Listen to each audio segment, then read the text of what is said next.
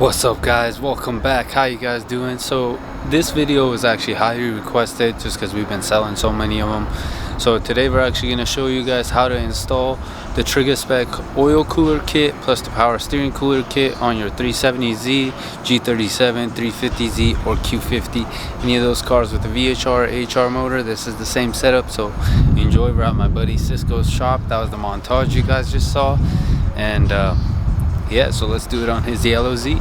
First step you're going to want to do to start this install is go ahead and take your front bumper off like Cisco is doing right here. Then you're going to be able to see the location where the oil coolers will mount. After that, we're going to want to go ahead and begin to drain all the oil out of your motor, including taking the oil filter off. After that, you're going to take the sandwich plate provided and you're going to go ahead and screw it onto the center bolt.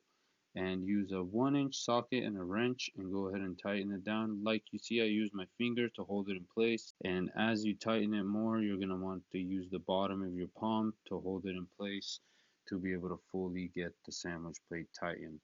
Now you're going to want to tighten this as much as you can, but you don't want to over tighten it too because that's never good. So the next step is your choice. My favorite is e-gasolina right here. This stuff works miracles. It's just like Teflon tape, but it's just kind of like a paste, and you go ahead and just put it on.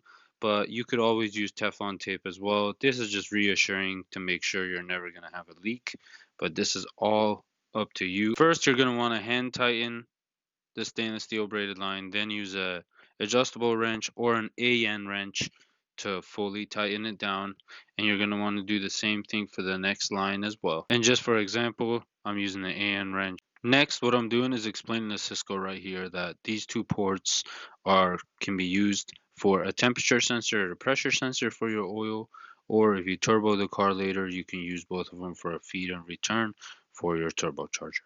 So as you guys can see right here, Cisco has a little bit of damage to the front of his radiator support, but that's all right. So this is the oil cooler mounted up. Now we're moving to the power steering cooler. So these two clips that I'm pointing out right now right here, you're going to want to go ahead and use a plier and remove those. But I found it easiest to first unscrew the power steering cooler that comes from factory off of your car, so that way it's kind of hanging and you have more accessibility. Next, with a needle nose set of pliers, you're going to want to take those clips off that I showed you, and they can be on there a little tight. But so now that you've got the clamps off, you're going to want to begin wrestling the line of the power steering cooler that's on your car. As you guys can see, Cisco has a lot of strength and he's able to twist that off and pull it off. But yeah, it was on there pretty tight, guys, so you're gonna need to put in some work to get it off. So now that the lines are off, you're gonna want to go ahead and take the new lines that were provided in your kit and go ahead and slide it onto the piece that's coming down from the power steering can that we took off your original lines from. You're going to slide this line onto, and you're going to want to put two of the provided clamps on the end where it connects to the metal pipe, and you're going to want to tighten both those clamps.